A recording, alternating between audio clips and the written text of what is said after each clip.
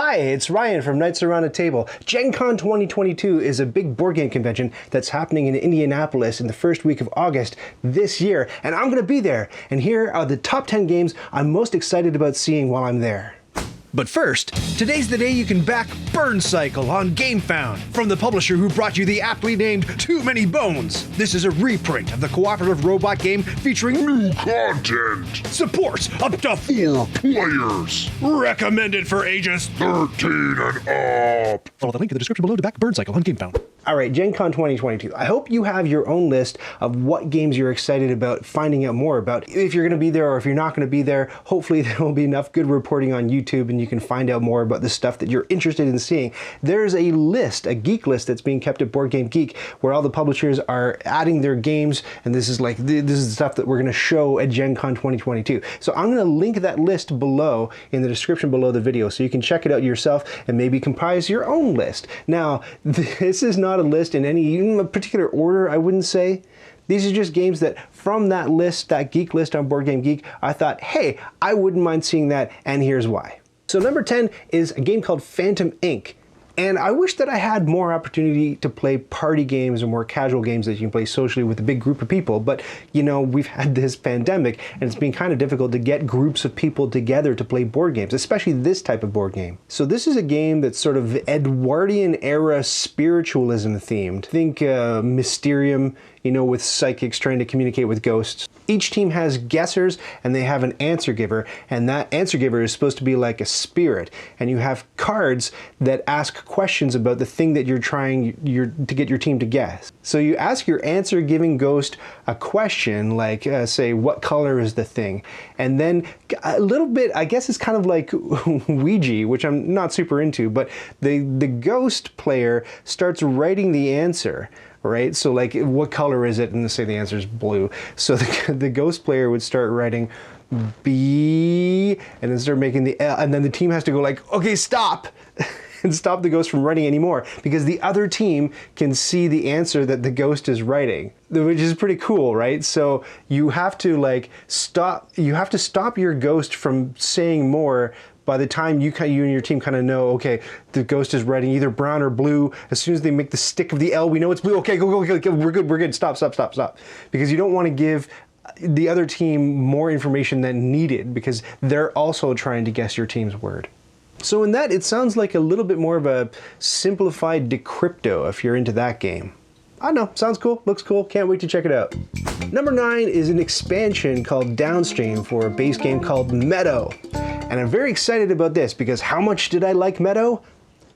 I don't know. I haven't played Meadow yet. It kind of like came and went. I was like, hey, what's that thing that looks really cool?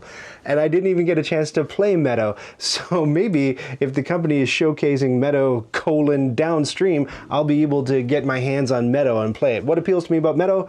Well, you may know that my favorite board game of all time is a game that involves small furry forest creatures, and I don't like giving it too much publicity because I don't like the company behind that game. I find that they're very customer hostile, and as a customer of the board game world, I like to reward companies with my money who are a little bit more copacetic or kind, I guess. Anyway, small furry forest creatures is an automatic win. It's got these interesting card caddies that deal out stacks of cards that look pretty cool. It's like a little paper craft thing. It's beautifully illustrated, it's verdant, like look how cool this looks. Why wouldn't you want to play that? I have no idea what the gameplay is about, how it plays or anything. I like to be surprised. I like to be surprised when I go into board games. So that looks really cool, and I'm excited about maybe sitting down and playing around it too and seeing how it goes. Number 8, Planet Unknown. If I had my way, I would just make this entire list sci-fi games. There's at least 3 or 4 other sci-fi games on the list of Gen Con preview games that are coming to the conference. Why did I choose this one over some of the others? Well, you're going to see one other on the list, to be honest. It's the components that are really kind of getting me on this one. Like you got little rovers driving around. What's this? Is like a lazy Susan to hold all your bits and bobs and things. That looks pretty cool. I don't know, this one's just hooking my interest just on the aesthetics alone. And I find a lot of games are like that. I mean, if you're a board game developer, if you're going it alone, if you're an indie publisher and you're trying to get a board game off the ground and you're not spending 90% of your money on an artist to make this thing look really good, then do that for sure. because a really good game that has kind of like a face for radio just isn't going to make it in this sea of just incredible, amazing looking games. And I mean, if you're talking to a gamer who's as shallow as I am, just you're not even going to be able to get your foot in the door. No, it's free unsolicited advice from somebody who just likes to look at pretty things. I mean, I've said it before and I'll say it again. If I'm going to sit down at the board game table and stare at a bunch of cardboard components for, you know, upwards of 3 hours, those components have got to be good looking and I've got to be doing something interesting with them. Moving right along. Number 7 is Great Western Trail: Argentina. So Great Western Trail was a game with a legendarily bad cover, and then they did a second edition of it and cleaned up a few kind of not so great things involving Indians in the game. They've changed all of that. And they announced that they were doing 2 more versions of it, one that takes place with cattle drivers in Argentina and another one that's coming out later that's about New Zealand cattle drivers. Am I honestly super excited about Great Western Trail Argentina? Not really, but here's why this game made my list. Because Great Western Trail 2nd Edition was at Gen Con last year, or was it 2 years ago? A while back anyway, feels like it's been forever. And that game still hasn't reached Canada after all this time. Word has it that it was going to be on store shelves this summer. I haven't seen hide nor hair of it. It was supposed to be June, it's now July. Feels like it ain't happening anytime soon. So if this is my only chance to see Great Western Trail: Argentina before the 2, 3, 4 year wait, however long it is for it to finally reach Canada, then I'm going to take that opportunity. I'm interested to see what's different about it too. So this is an Alexander Pfister game where you're driving cattle up sort of like a rondelle. There's a deck building component to it. You have to compose the most valuable hand of cow cards before you get up to the train to ship them off and make money. I believe Argentina adds an extra worker type. There's 3 different workers in the base game and it adds another worker type, and probably, hopefully, enough doodads and whirligigs in order to make it worth owning a second one, although I will admit I am kind of skeptical. Like, how much Great Western Trail do you need in your life? It's a long game. It's a very long game if you've ever played it. And I don't know what would make you reach for Great Western Trail: Argentina over base Great Western Trail, or later Great Western Trail: New Zealand. Kind of the same way as like Ticket to Ride. Like, I have Ticket to Ride Europe and I love it very much. I don't play it, to be honest. But I also have the base game of Ticket to Ride, and I have Ticket to Ride Markland, and I have Ticket to Ride Sweden or the Moon. I don't even know. I've lost the plot. But if ever I were to sit down and say, okay, it's time to play Ticket to Ride, I'd reach for Europe. That's the copy that I know I like. I prefer it over the original America version. So I don't know about this whole multiple versions of basically the same game. I don't know if that's necessary. But I don't know. I'll show up. Maybe I'll change my mind when I see this. I'll be like, oh my gosh, I have to have Argentina. Number 6 is Psychic Pizza Deliverers Go to the Ghost Town. How's that for a title? This game reminds me a lot of a game I recently picked up called Treasure Island. So it's asymmetric, one versus many. So everybody plays pizza deliverers and one player plays the mayor of Ghost Town, who's a little bit like the DM. So the mayor of Ghost Town has a box and stuff going on that nobody can see inside. And the mayor of Ghost Town lays out the map of Ghost Town. So as a pizza deliverer, you have to, your whole goal is to just deliver a pizza to the right house. The problem is you don't know where the pizza is, and the second problem is the pizza is invisible because I think it's ghost pizza.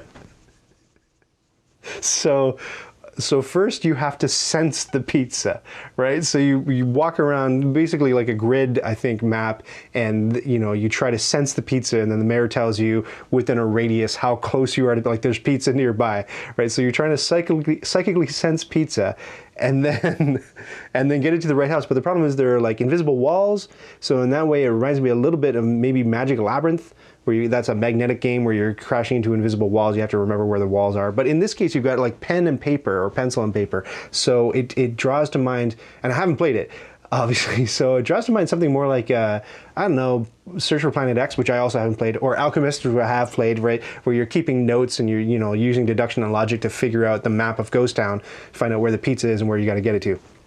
So if you manage to sense a pizza and pick it up and deliver it to the right house, then you win the game. But if all of the pizza deliverers fail within, I think, 22 turns to get a pizza to the right house, then the mayor of Ghost Town wins the game. Doesn't that sound like a hoot? It sounds a little bit different. It sounds a little bit more logic-based than Treasure Island, which is more of like a geographic hide-and-seeky puzzle. So one player plays Long John Silver, he's hidden a treasure, everybody else has to go find the treasure, but it's more based on ruling out sectors of the map and finding out how close you are within like more like a radial proximity. So it's more geometrical, I think. Whereas this is more of a grid-based, maybe more logical and deduction. Anyway, sounds hilarious title, funny theme. And when I told my family about it in the car, they all sounded very intrigued about it. So I'd love to see what Psychic Pizza Deliverers is all about. Number 5 is a controversial entry called Time of Empires. This is an empire building game in the same vein, I believe, as Through the Ages or Civilization, except it's got a twist, and it's a twist that I don't like. It has egg timers, so sand timers that you have to flip, and you have to do, there's a live soundtrack, which is going to remind you maybe a little bit of Space Alert, and you have to do all the stuff with your empire in real time. Now, I don't like real-time games, and the game that made me decide that was Escape Curse of the Temple from Queen Games. I didn't like it at all, and one of the reasons I didn't like that game's a lot of, you know, you run the soundtrack, and then everybody is trying to escape a temple by rolling dice like crazy, right? And you're trying to get certain combinations of symbols in order to advance to different rooms and disarm traps and collect treasure, blah, blah. I think there's treasure. I don't know. Is there treasure in a cursed temple? I have no idea. Go read the rule book. Anyway, I didn't like it. I spent a lot of money on it, and then I eventually got rid of it in a game auction. I enjoyed Space Alert, another real-time game, but nobody I played with did. And, you know, I play games primarily with my wife, Cheryl, and other people. And if Cheryl doesn't like the game, it doesn't make the cut, I gotta get rid of it. Now, that one's still in my collection. I've hung on to it because I still think Space Alert's pretty cool. I haven't played something like Kitchen Rush, which is another game where you have timers, and A Tale of Pirates is one where you have timers, so there's a bit of a real-time element. Pendulum, I have multiple copies of that. I haven't played Pendulum at all. That's another real-time game. And the real-timiness of those games is what's keeping me from playing them, I think. So why is this one ringing my bell? I don't know. I think what's doing it is that I have Through the Ages. I worry that I'm not going to be able to play Through the Ages more than once in my lifetime because I've heard it's a legendarily long game. It takes a long time. There's a whole suite of actions you can take. And when you think Civilization game, you think, oh boy, I better just book the day off to be able to play it. So I think what this game is trying to do is to solve that problem. Say, oh, you don't need to spend, 6 hours on this Civilization game. You spend, and I don't know what is. Maybe it's an hour. I don't know, maybe the soundtrack runs for 6 hours. I have no idea. I doubt it. But I think that's the problem they're trying to solve. It's like, look, you can sit down and you can get this done guaranteed in this amount of time. I'm worried, though, that the thing that I didn't like about Escape Curse of the Temple is what's going to happen with this game, where people are rolling dice like crazy, and you can't... Like, board gaming is all about rules, right? It's all about making sure that people are following the rules. So with Escape, people were rolling dice, and it's like, oh yeah, I got the 2 torches I need to continue into the room. You don't know that they did. And it's a cooperative game. You hope everybody's playing by the rules, but somebody could be skeezy about it. Just be like, nah, whatever, I got the torches, I'm moving on. So, there's a lack of auditing, I guess. There's a lack of being able to make sure that everybody is playing fair and playing by the rules. And so I worry about that with something like this. Apparently, one of the selling points is, you could be focusing on this area of your civilization. Meanwhile, you're getting attacked over here, but you don't have the attention or resources or wherewithal to put down this uprising over here on this side of the board. Anyway, these are just games that are interesting me, so it interests me. I want to go see how it plays out. Game number 4 that I'm interested in Gen Con 22 is Cat in the Box. Cat in the Box has already been released, and this is a deluxe version with sort of a streamlined UX going on some of the cards, and some really nice tokens to put on, I believe, a recess board. I could be wrong about that. But I think that if I were to regurgitate what I read from the rulebook and what I see from the game page on Board Game Geek, this is like, the hook is, what if you played Uno and none of the cards had colors and you declared what the colors were as we were playing. So it's a trick-taking game. Everybody plays, well, first of all, there's an element of sort of like contract bridge. I've never played contract bridge, but my mom's a big bridge player, and so she's kind of explained what it's like. So you have to, or euchre, if you played euchre as well, it's the same kind of thing. So it's a trick-taking game, and right off the top, your whole goal is to sort of bid or project how many tricks that you're going to earn. So you do that with Cat in the Box. You have a handful of cards. They have values on them, but they're all black. They're all black cats. And so you have to sort of figure out how many tricks you're going to make and bid for that, and then you play the game and you lay a card down and it's black, but it has to be red or blue or yellow or green. And so there's a board that has all the different possible combinations of colors and values on it, and when you lay your, say, your 5 black cat card down, you take a token and you say, well, this is red, and then you put a 5 under, you put a token under, you know, 5 red. So that makes it so that, and it's kind of like Schrödinger's cat. So it's like you now observed the cat, and so you know what color it is. So you reserve that on the board. You say it's a 5 red, and so now when somebody else wants to play a card, they can't play a 5 red because it's already been played. You've already declared that cat card to be the 5 red, right? So you keep playing. So you could like back yourself into a corner where like, oh, I could have won that trick if 7 yellow was still available, but somebody's already played it. Does that sound, I don't know if I'm explaining that well, does that sound interesting? Because to me, that sounds pretty interesting.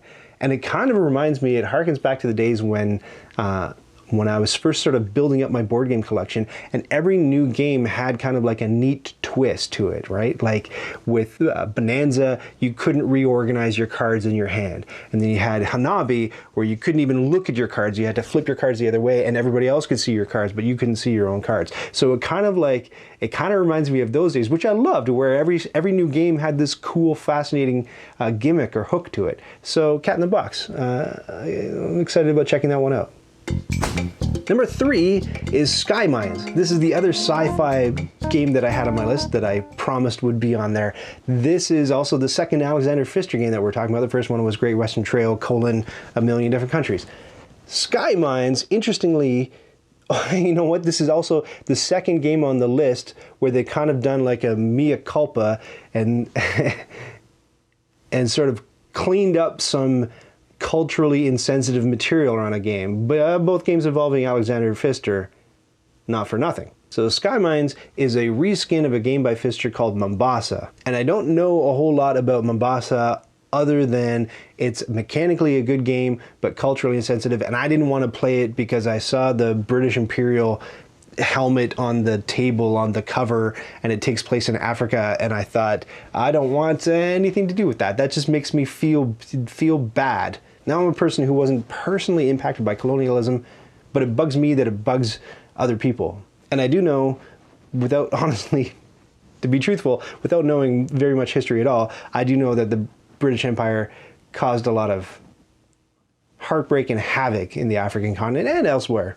And I don't know that heartbreak and havoc are my favorite themes to go with when I'm trying to enjoy a board game night. So I'm excited to see that I can finally try this game out and enjoy it without the trappings of like a frankly unnecessary thing. Like, look, themes, especially with Euro games, can be completely divorced from the mechanics. And this proves it. So it doesn't take place in Africa anymore. It takes place on the moon, I guess. And you're mining the skies. There's sky mines. Okay, fine. And like, what safer place is there to do this than on the moon when there's absolutely 0 people there? Good. I'm excited. Good on you, Pegasus Spiele. Hopefully, Sky Mines will show up in Pfister Fest later on in the year, which is just going to be a showcase of all the Alexander Pfister games I've managed to accumulate over the beginning of this year. Number 2 is a game called Evergreen. I mentioned Metal before, not because I'm taken by... Okay, there's a trend, isn't there? There's a trend in board games where it's like, and Wingspan contributed greatly to it, games that take place in nature. And I think a lot of them have a similar illustration style. So look at Wingspan and then compare that with something like Cascadia, maybe a game like Planet. There are a ton of others, and they all have a certain style that reminds me a bit of like Field and Stream manuals. Like the renderings are kind of pencil crayony and pretty close to realistic. But this game is different. This is about trees or plants I gather, but look at the style. Look how different and striking these cards look. Look how juicy and enticing these dual layer boards look. I'm a sucker for dual layer boards. If a game has them, I'm like, take the money I don't have, please. I don't know why that does that to me. I just like dual layer boards.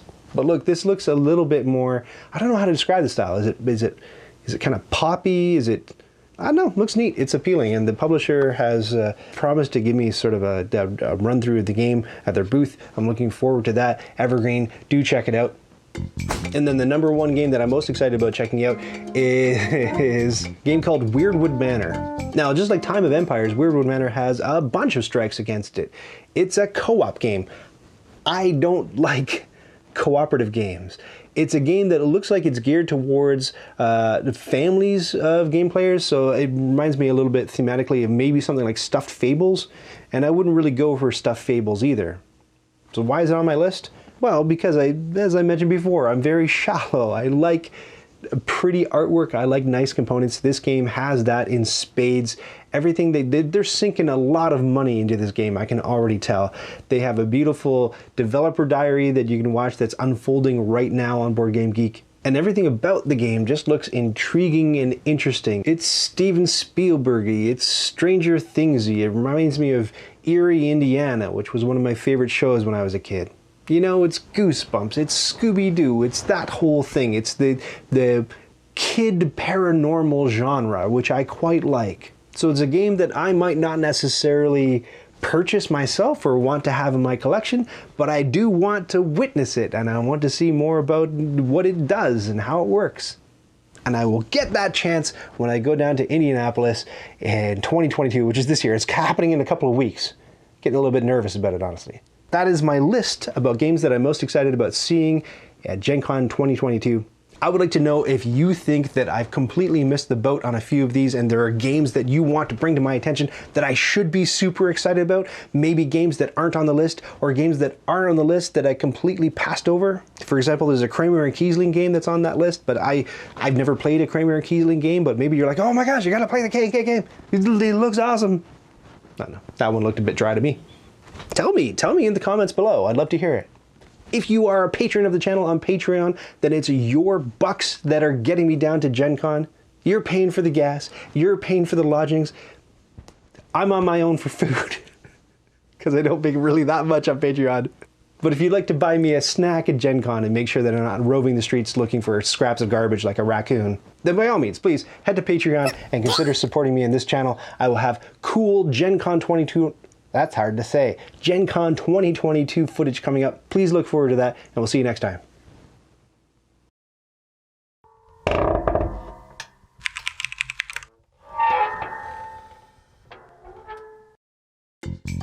Did you just watch that whole thing? Oh, hey, to 100% this video, click the badge to subscribe, and then click the bell to get notifications when I've got new stuff.